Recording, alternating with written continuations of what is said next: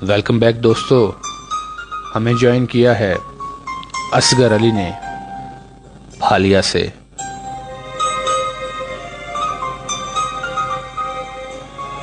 उन्होंने कुछ भेजा है, वो शामिल करते हैं। और इसके अलावा मलक बाबर भाई ने मुल्तान कैंट से हमें ज्वाइन किया।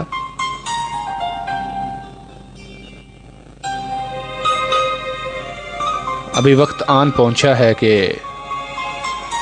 आपसे इजाज़त भी लेनी है, तो अभी शामिल करते हैं असगर अली भाई की भेजी हुई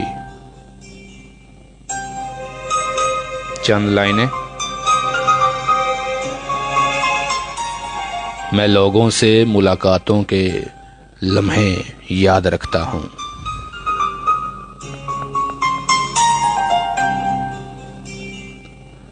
मैं लोगों से मुलाकातों के लम्हे याद रखता हूँ। मैं बातें भूल भी जाऊं तो लहजे याद रखता हूँ।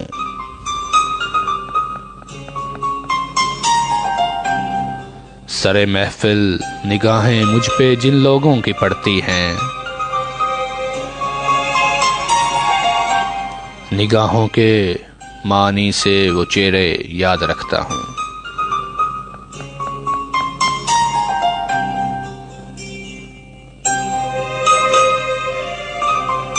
जरा सा हट के चलता हूँ जमाने की रवायत से, कि जिन पे मैं बोझ डालूं वो कांधे याद रखता हूँ।